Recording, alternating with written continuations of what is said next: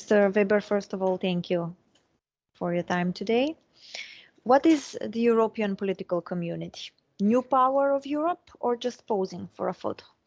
Yeah, I mean, that's the $6 million or $6 billion dollar question. Nobody actually knows, you know. I think the very idea that has been pushed by the French President Macron has been approved basically or waved through at the last June summit of the European Union, of the Council of the European Union. There was a lot of skepticism, I think also on part of Germany, that was very cold to the idea, but it's been waved through. It might have been a concession to Mr. Macron at that important summit because there were other really more important decisions to take, like the candidate status for Ukraine and Moldova, and subsequently the, however, ambivalent breakthrough on opening of accession talks with North Macedonia and Albania. But the idea as such has remained really a mystery to many people in the European Union. So maybe we can start with what it isn't. It's not a new superstructure above the European Union. That's what the French officials stress. It is an intergovernmental format, something akin to the G7, for example. Also recently, a French official stated. But then, you know, unlike the G7, at the end of this meeting, you will not have a joint statement. So will there be any concrete outcome is already unclear. We will simply not know. It seems to be it's just a gathering on the level of European governments that include an enlargement to what we have with the accession policy and other countries which are linked to the EU in other way, like Norway or Switzerland. And then on top, bringing in a country like the UK, which has left the EU and has no established forum of and no clear relationship yet reestablished with the EU. So yeah, that's more or less, it's more known. What it isn't, whether it can have any substance is the big question, and it's really questioned by many. And then there's the question of what this means for enlargement. The head of EU diplomacy, Josep Borrell, sent a strong message at the first summit: a new order without Russia. What does Borrell mean with that?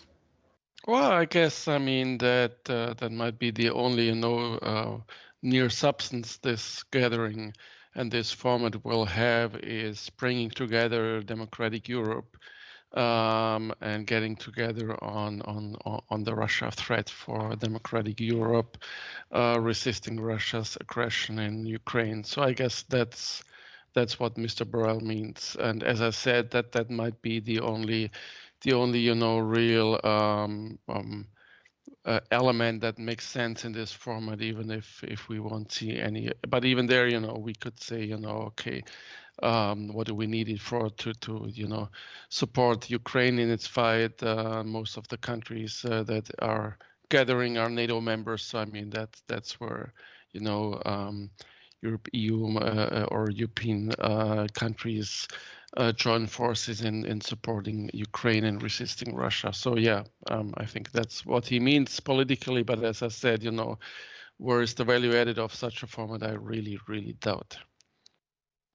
In the recent weeks, the topic has been raised how much the European political community can be an alternative to OPSE, in which Russia is a member and is currently impossible to discuss in any issue.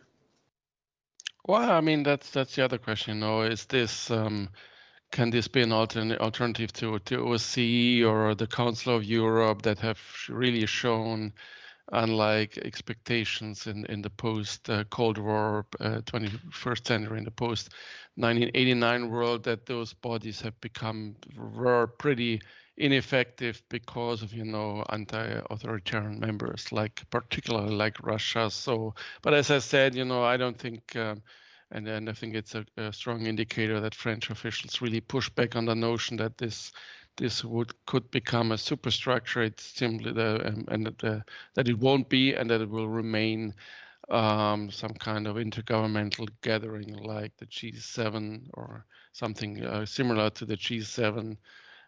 So yeah, I mean, again, those questions only and the answers they get from the original author of the idea, French president, only show that there are more answers about what the EPC isn't and very little about what it could be or what the substance is. And then, of course, the same thing is when it comes to the rising suspicion in the Western Balkans and with a candidate and potential candidate status for EU membership, whether this is an attempt, for a second-class EU membership.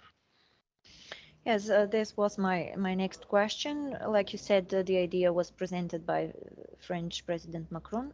Is this because EU has no idea what to do with us? So the European political community was invented? Because with the new methodology, the accession talks is more complicated than before. So is this going to be a new Europe with first and second order countries, or? Yes, I think that is a very important question, and that's only naturally that this suspicion is raised among countries of the Western Balkans candidate for membership. This suspicion, though, I mean, again, the French officials have tried to deflect such fears that this is not about killing membership and not an alternative or second-class membership, but one has to say that there's a basis for this fear throughout the ruling of President Macron, his performance over the last few years, starting with the 4-year blockage of opening of accession talks with North Macedonia and Albania until this summer, with the French insistence on the new methodology, just reminding of the original French non-paper proposal that led to the new methodology.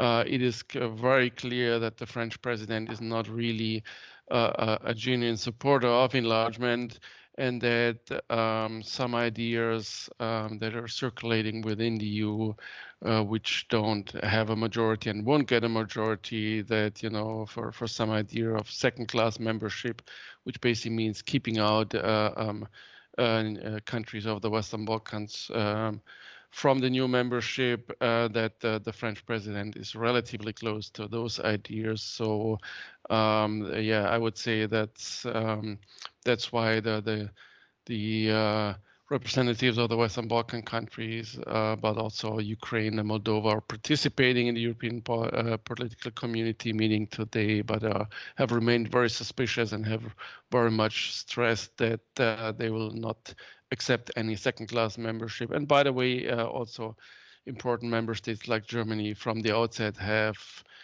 insisted that they insist on the policy of enlargement and membership, and that they would not accept the European political community as something that would basically close the path to membership and give some lower reward to candidate countries.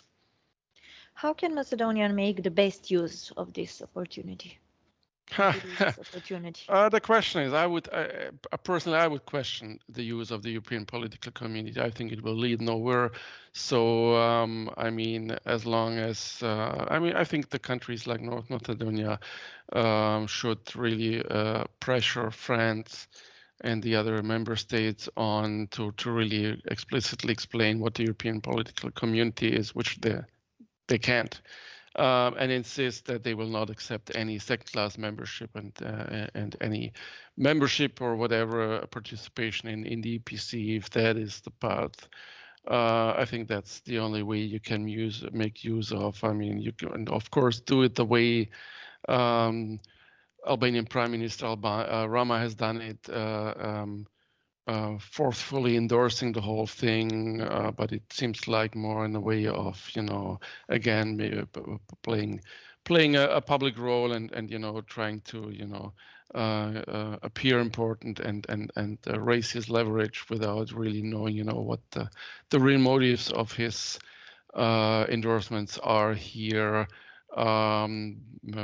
Like in the case of Open Balkan, because I mean it's a bit. You might have seen that these days the Dutch Prime Minister Rutte and Prime Minister Rama have had a joint op-ed, basically supporting the EPC, which is a bit of strange if you look at the political interest, because it is clear that there's a certain, for the last couple of years, skepticism and negative attitude on enlargement in the Dutch policy, on the Dutch official side, while I mean allegedly this blockage of the EU path for Albania by the EU, starting with the French president, was one of the reasons why Mr. Rama forcefully entered into the Open Balkan initiative. So I think, yeah, that this looks like Rama just using every public international stage he can do for his leverage, but not really based on a reasonable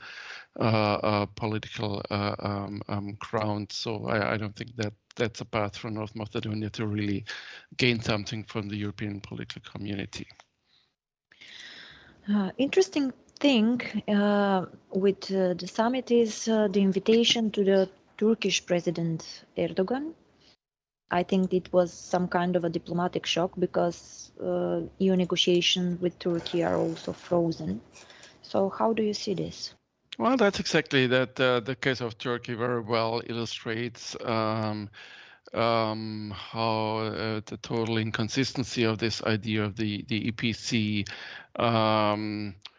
because if this is just an intergovernmental gathering of all European states, except for Russia, then on the policy side, you immediately have the question, okay, so what is the basis for this and the aim of this forum? If you have one country which is not democratic, which has ceased to be democratic since the 2016 putsch or attempted putsch or fake attempted putsch in Turkey, yeah, that exactly demonstrates that this all-inclusive format really doesn't have much of a substance, if it has a substance at all. My last question is, if 27 member states cannot agree on important issues in the Union, or in other words, it goes very, very, very hard, how will 44 countries manage to make an agreement in future on any issue? Exactly, that's exactly the point of which is confirming the suspicion about whether this forum has any meaning, which I doubt, is if you have a European Union with the principle of anonymity, you get very often a lowest common denominator policy, and that's a union, which is a legal body, a supranational structure which has formal which has bodies, and within that bodies formal decision-making, law-based decision-making mechanisms, but something that is not a body or a structure, then it's basically you can only get anything jointly based on joint political will. And as your question on Turkey, on President Erdogan's Turkey already suggested, when you have such different countries with different political systems and interests, then that lowest common denominator seems to be almost pointless.